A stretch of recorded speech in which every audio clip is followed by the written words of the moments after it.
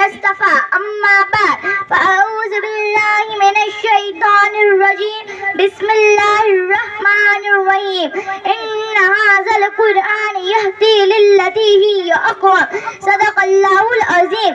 ابھی میں طفل مکتب ہوں نہ مقرر ہوں نہ فیضانہ، ابھی میں طفل مکتب ہوں نہ مقرر ہوں نہ فیضانہ، تسلی دل میں رکھتی ہوں سنا دوں وقت کا پروانہ.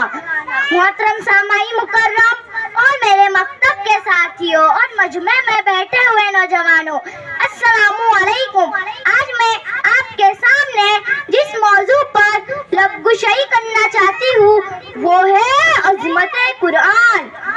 قرآن مجید وہ عظمت والی کتاب ہے جس کے اندر شک و شبہ کی گنجائش نہیں.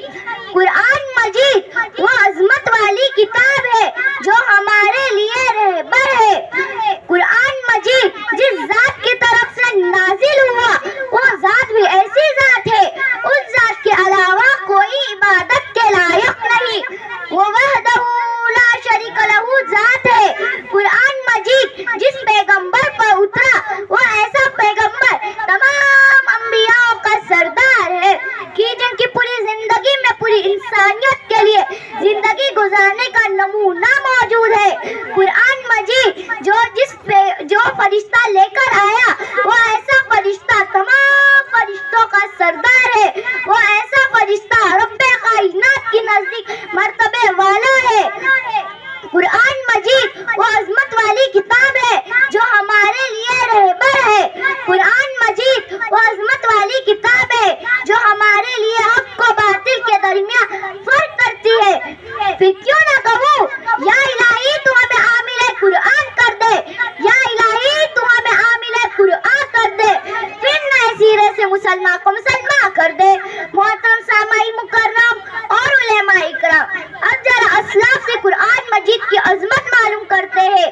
کسی نے امام اعظم ابو حنیفہ سے پوچھا، امام صاحب آپ نے قرآن کو کیسے پایا؟ انہوں نے کہا اب تک قرآن مجید سے میں نے ہزاروں مسائل نکال چکا ہوں مگر اب تک قرآن مجید کا پانا پورا نہیں ہوا. کسی نے امام غزالی سے پوچھا، امام صاحب آپ نے قرآن کو کیسے پایا؟ انہوں نے کوئی عجیب بات کہی. انہوں نے کہا قرآن مجید آسان بھی ہے اور مشکل بھی ہے. آسان تو اتنا ہے کسی بھی 8 سال کے بچے کے سینے میں اتر جاتا ہے، محفوظ ہو جاتا ہے. اور مشکل تو اتنا ہے 1400 سال سے علماء مفتی اور مفسر قرآن میں تجان ہے لیکن اب تک اس موتی کو حاصل کرنے میں کوئی بھی کامیاب نہ ہو سکا. کسی نے امام احمد بن حنبل سے پوچھا، امام صاحب آپ نے قرآن کو کیسے پایا؟ انہوں نے کوئی عجیب بات کہی. انہوں نے کہا ایک دفعہ میں نے خواب میں اللہ کی زیارت کی. میں نے اللہ سے پوچھا، اے اللہ تمہیں سب سے محبوب چیز کون سی ہے؟ جواب ملا قرآن. پھر میں نے پوچھا فَمَنَّهُ بِلَا فَهْمٍ، سمجھ کر پڑھے تب بھی تجھے پسند، بغیر سمجھ کر پڑھے تب بھی تجھے پسند. جواب ملا فَمَنَّهُ بِلَا فَهْمٍ، احمد تو جو کچھ سمجھ کر پڑھتا ہے تب بھی مجھے پسند، جب تو کچھ بغیر سمجھ کر پڑھتا ہے تب بھی مجھے پسند. قرآن مجید کی عظمت دیکھ کر شاعر کہنے پر مجبور ہو گیا، عظمت قرآن کے خاطر ہم جان نچھاور کر دیں گے، عظمت قرآن کے خاطر ہم جان نچھاور کر دیں گے. اگر وقت نے ہم سے خون مانگا ہم وقت کا دامن بھر دیں گے. وما علینا الا البلاغ.